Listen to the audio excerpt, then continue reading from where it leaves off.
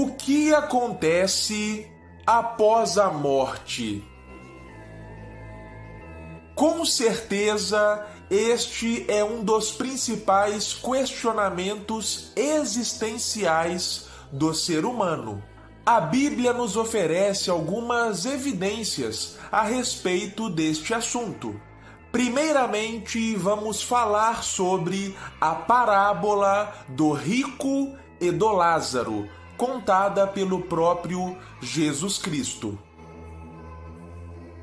Nesta história, tanto o rico quanto o Lázaro morrem e ambos vão para um destino definido após a morte. Enquanto o rico está num lugar de tormento, de sofrimento, Lázaro se encontra num lugar bom, ao lado de ninguém mais, ninguém menos do que o próprio Abraão.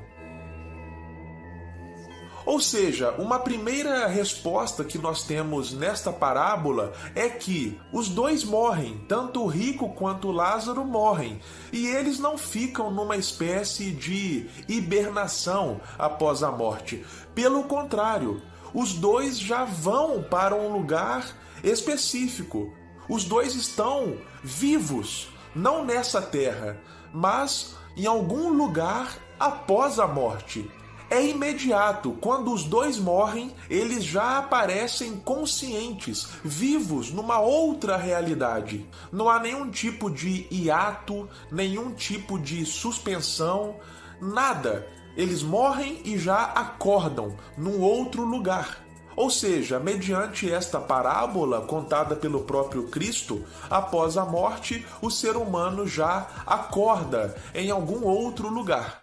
Outro elemento interessante nesta história, presente na tradução da Bíblia King James atualizada, conforme Lucas capítulo 16, versículo 23, consta o termo Hades para descrever um local após a morte. Hades é uma palavra grega que corresponde ao termo Sheol em hebraico. Na mitologia grega, Hades era um deus, o deus do submundo ou do reino dos mortos.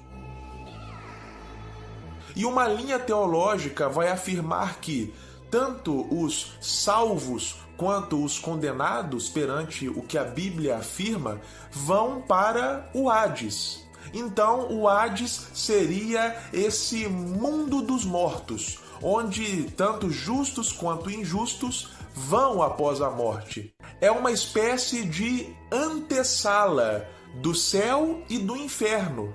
Em outras palavras, aqueles que estão salvos não vão para o céu, mas vão para uma antessala do céu. Assim como os condenados não vão direto para o inferno, mas vão para uma antessala do inferno.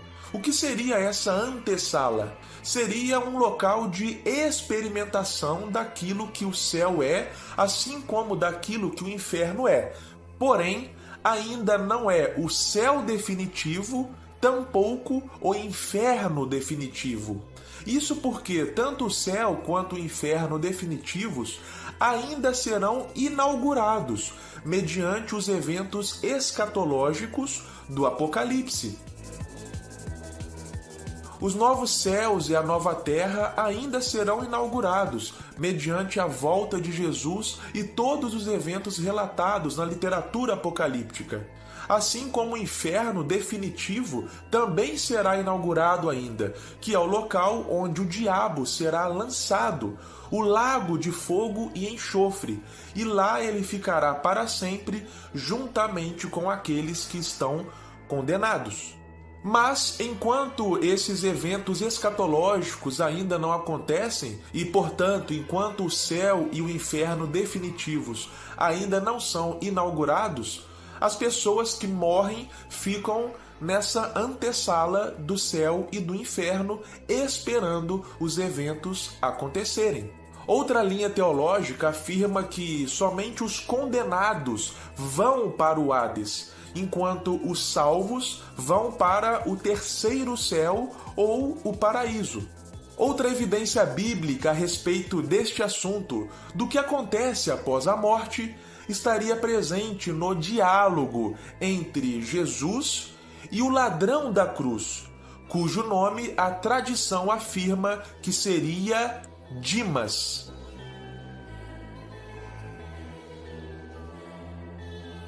Quando Dimas, ou o ladrão da cruz, se arrepende dos seus pecados e reconhece a Cristo como Salvador, Jesus responde o seguinte: hoje mesmo estarás comigo no paraíso. Ou seja, Jesus falou para aquele homem que, naquele mesmo dia, ele estaria acordado, vivo em outra realidade, no paraíso. Ou seja, logo após a morte daquele homem, do ladrão, ele estaria já no paraíso. Novamente, nós vemos aqui que não há nenhuma espécie de sono da morte ou hibernação da morte, nenhum tipo de hiato entre a morte e a nova vida. Tem uma linha teológica que afirma que Jesus não falou hoje no sentido de naquele mesmo dia, mas que teria uma espécie de vírgula após o hoje, do tipo hoje ou agora eu te digo, você estará comigo no paraíso, mas não hoje, mas sim em algum futuro próximo. Entretanto, no idioma original, que é o grego, portanto, não há base para sustentar essa afirmação, pois a palavra hoje no grego, conforme está nesta passagem, indica justamente naquele mesmo dia. Ou seja, essas duas passagens bíblicas, a parábola do rico e do Lázaro e o diálogo de Jesus com o ladrão na cruz, nos demonstram que, após a morte, já há uma consciência, uma vida imediatamente. Não há nenhum tipo de suspensão, de hiato, de um intervalo entre essas duas coisas, entre a nossa vida terrena e a vida eterna. Outra passagem bíblica que demonstra esta vivência, esta consciência após a morte, está presente no livro do Apocalipse. Apocalipse capítulo 7, versículos 13 e 14, diz assim: E um dos anciãos respondeu-me dizendo: Quem são estes que estão vestidos com túnicas brancas? E de onde eles vieram?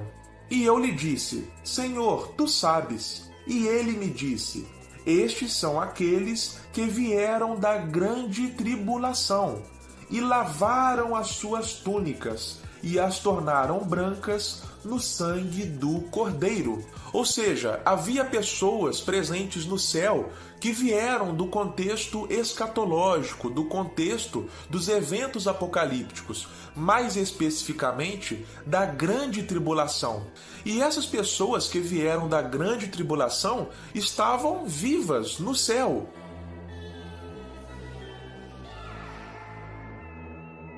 Mais uma evidência de que, após a morte, já há uma vida imediata. Outra passagem bíblica seria a do Monte da Transfiguração, na qual Jesus, com o corpo glorificado, encontra-se com Elias e Moisés.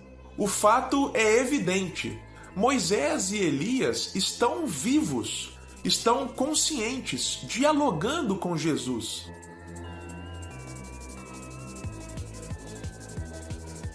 Eu sei que é possível alguém afirmar o seguinte: mas Elias não morreu, ele foi levado para o céu numa carruagem de fogo.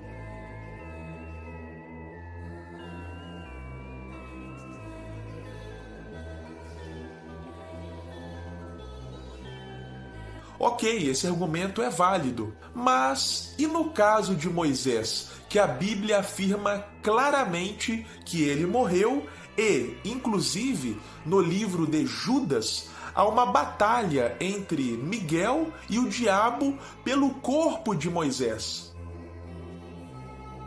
Ou seja, Moisés, que já havia morrido há muito tempo, está ali, conversando com Jesus, vivo, consciente.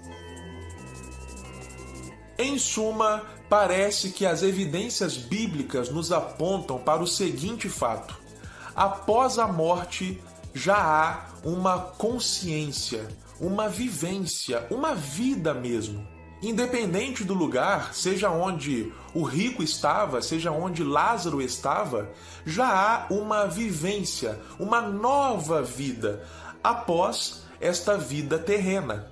A Bíblia não parece nos demonstrar que há uma espécie de hiato entre esta vida e a próxima vida. Pelo contrário, parece que, de forma imediata, no abrir e fechar de olhos, utilizando o termo do apóstolo Paulo, já há o início de uma nova vida, seja no sentido da salvação ou no sentido da condenação.